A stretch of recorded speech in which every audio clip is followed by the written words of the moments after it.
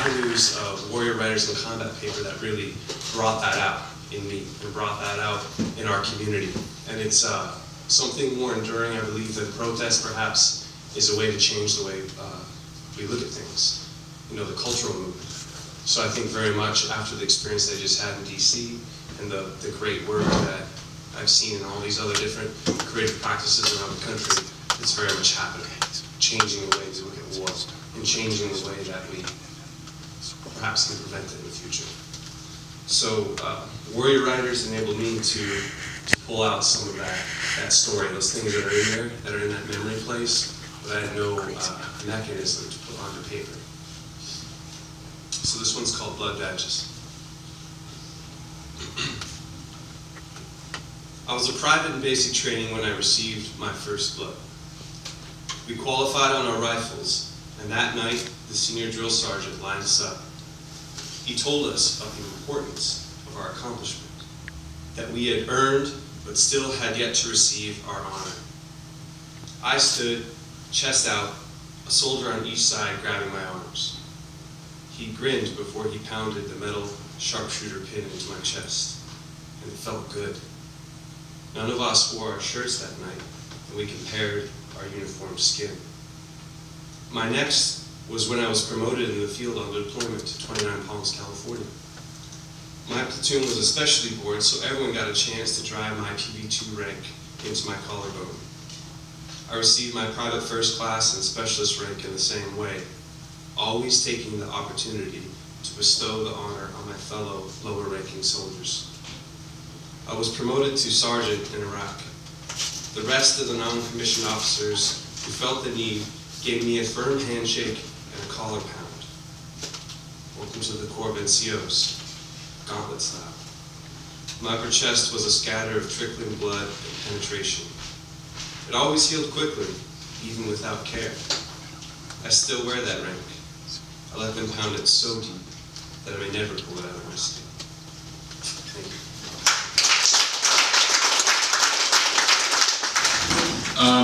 All these photos are taken in Iraq by me around 2003 to 2004. My piece is a little longer maybe than most. That's fine. This is called war porn. I sometimes read a little fast. Apologize for that in advance. We now had a lot of downtime.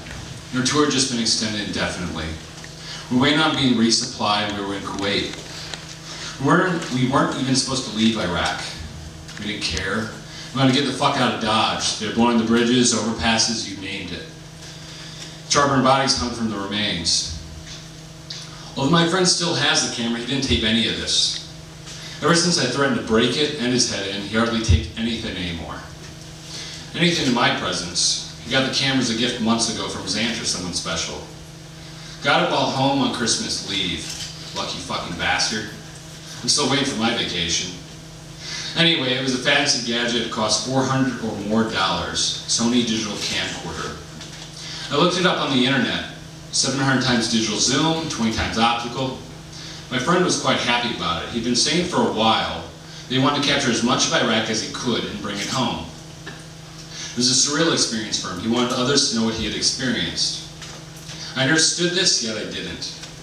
Some people will never understand. They weren't in Iraq. We shouldn't even bother explaining it to them. Then again, some people are worth the trouble, maybe. The tour had certainly been surreal for me. It got as hot as 135 fucking degrees. Still, how do you tell someone you're afraid to go outside into the modern world of the living because you get jarred by the opening of an automatic door? My friend wasn't the brightest box of rocks. He acted like a fucking tourist when he first got that camera.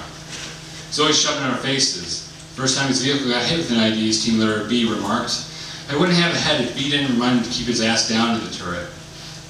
The squad was on a convoy mission to Karsh. Throughout there was littered with burned out tanks and disabled anti-aircraft guns. Good taping material. The problem my friend forgot is that we were in the middle of a fucking combat zone. With a silver gray object in hand, not to mention the clash of his desert camo uniform with a woodland covered Humvee, his upper body stuck out like a sore thumb. It was on the way to Karsh that B finally said something. "You know," B yelled up into the turret over the sound of the engine, The Spanish were ambushed here a week ago. Sticking your head out there like that makes you an easy target. Where? My friend kneeled down and yelled back. He had his earplugs in. He removed one of them, holding the silver gray camera in his other hand. What happened? An ambush. You're on the road. This road. Last week. Right after they had passed the Iraqi police checkpoint on the way back, they got hit. My friend was pissed, incredulous. How dare they, he more or less said. I'd asked him if he'd been taping when it happened. No, unfortunately. Luckily, he took B's advice and kept his ass down. A lot of shrapnel bounced off the front turret shield. It was like the sound of heavy machinery compressing, he said. Quick, like a bolt of fucking lightning. He saw a bright orange flash. I was pissed I wasn't there to see it for myself. He had taken the location and ID afterwards. There's a big brown dirt trail spanning the entire width of the roadway. He had taped it from a distance because there were two IEDs. The second one, a 125mm shell, didn't go off. Black and gray colors this time. It looked like someone threw down a ton of acid on the pavement. An axle and a half-burnt tire lay a few feet away. An Iraqi man who had lost his jugular came sharply into focus. A medic was crouched down over him, inspecting the wound. The man made that goddamn gurgling sound when the makeshift dressing was removed. The bus, it turned out, was full of children. My eyes soon became transfixed on a boy who could not have been more than 13. His entrails were spread out on the road. The boy was still alive when my friend came upon him. Who does that to their own people, my friend asked me. I paused the tape, pressed rewind, and zoomed in, tried to at least. The boy struggled to lift his heavy head. Both of his hands were planted palms down on the hot gray asphalt. The explosion must have been a premature one because no military personnel were present when the car exploded. It happened a mile north of our checkpoint on an otherwise barren stretch of the highway. Thank you. The book is called Colors of Trees Become a Name, and it's with Comet Paper Press, and has some images, about 10, 11 pieces. First thing I'll read is called Turntables, and this is, like as soon as I got to Iraq in 2003, I started to think about it if it was the other way around, and if I saw all these people like in their fields and on the street, and I was trying to imagine what it would be like if I was them and looking at foreign soldiers in my hometown. And I kept doing that after I got back and all the way. And I still do that sometimes, but this poem is just different images that developed as the war went on. Called Turntables. If things were the other way around, 20-year-old Iraqi soldiers would write home about the cold New York winter, about watching snow blow from frozen lakes. A captain would stand under a tall pine in Appalachia and call home to Baghdad on a satellite phone. They'd try to be cheerful and tell about skunks, hummingbirds, and the mountains. John Stewart would throw his shoes at President Maliki. Children would scribble the number and type of every enemy vehicle in crayon. Graffiti on concrete barriers would tell Iraqis to go home in broken Arabic. Patrol of 4 mercenaries wiped out. Corpses hung from the Brooklyn Bridge. Youngsters in hoodies and Timbs laughing it up for the camera. Elderly homeowners behind closed doors, clutching shotguns, waiting for the house raids. Thousands of Iraqi soldiers would be shipped home in sleek metal containers draped with a corresponding flag. There would be withdrawal timetables and multinational water corporations bidding on Lake Erie. There would be retired Iraqi generals on Al Jazeera talking about Canada giving advanced weaponry to insurgents. Politicians would tell you all about the need to occupy Texas in order to keep Mexico out. Iraqi soldiers would take re-enlistment oaths under the St. Louis Arch in the shadow of the Washington Monument. 200,000 protesters marched down Haifa Street demanding an end to the war. Iraqi veterans would return to mosques, classrooms, and parliament to speak about the murder and destruction, the war crimes. There would be rebels in the woods called the Yellow Ribbon Brigade, Red Dawn in every town. If things were the other way around, we know the unjust sting of occupation.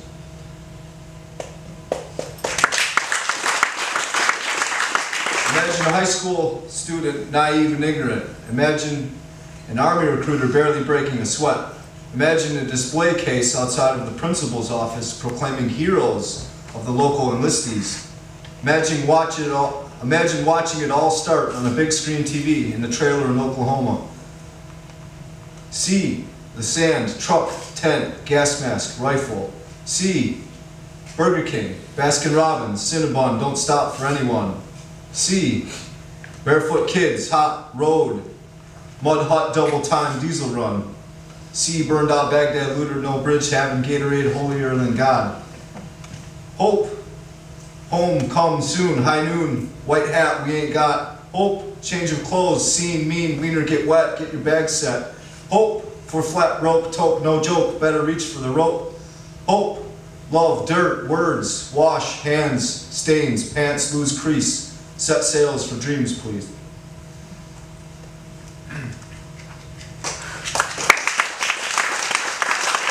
Spill onto busy street.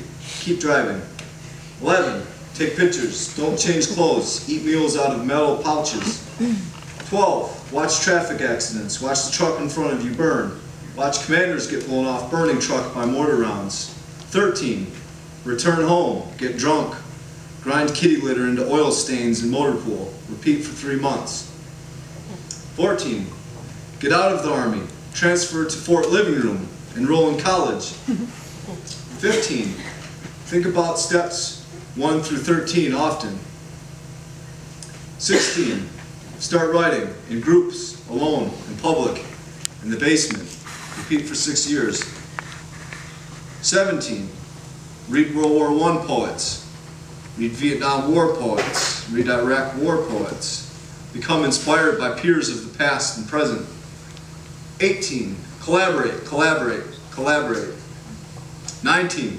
Start your first book with a poem about shitting in the sand. 20. Send book to Harvard and your grandparents. 21. Ask for help, receive it, be grateful, live simple, speak your mind, plant seeds. 22. Help others with steps 14 through 21. Feel good again.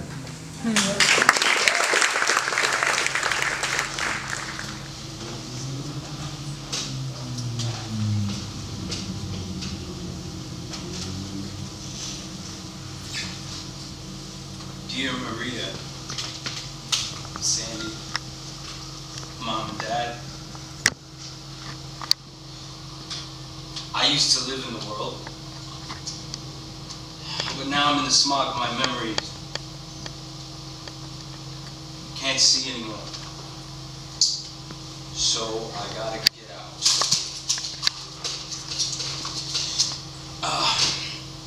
Maria, Sandy, Mom and Dad. Mom, you always said I was like a little candle who could drown in too much air. I just wish I was strong enough. Don't look at me like that. God damn it, don't look at me like that, like I'm some kind of goddamn Dateline special or some shit. Let's get one thing straight. You might have bought your ticket to this freak show, but you deserve to be up here just as much as me. I should be paying for a ticket to watch all of you write letters to your wives and moms and dads. Because these days, there's no such thing as innocence. No such thing as clean hands. Ladies and gentlemen, what you're about to see is more than a confession, more than a bullet or ballot box. Ladies and gentlemen, this is not a match between saints and demons, or nightmares and dreams deferred. At ease. No. Ladies and gentlemen, what you are about to see is the echo of twin towers, resounding in the hearts and minds of a people trapped in thirst of meaning. The sound of silence before a bomb drops. The last moments you hear before your car crashes. Ladies and gentlemen, this is a plea for the reimagining, the reworking, the reconstruction of ideas torn down, shattered, shriveled up like a raisin in the sun, the reclaiming of the bastard children born from our words. Ladies and gentlemen, this is the poem written and rewritten, because our memories last only as long as our consciences, and our consciences last as long as they're convenient. This is the poem written in Troy, in China, in Bangladesh, in Germany, in Zaire, in America, in the Holy Land. mathematical, universal, so it can be read by all. Ladies and gentlemen, this is the manifest destiny of coming of age. The puberty of self-conquest. The taming and the tilling of the hearts and minds that were promised to be free. Ladies and gentlemen, this is the percussive breath that tells you you're still alive. The breath you find in your trumpet, your battlefield, your lover. Your beg for rest and your cry for death. Your blink, your footstep, your heartbeat. Ladies and gentlemen, this is the change to a major chord. The strumming that slides into your legs and into your dance. You have nothing to fear. Let it move you. You aren't transparent. You are holy.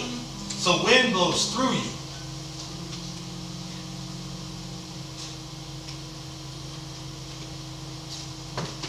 Maria, Sandy, Mom, and Dad, I write this letter to you knowing that, in all likelihood, you'll never see me again.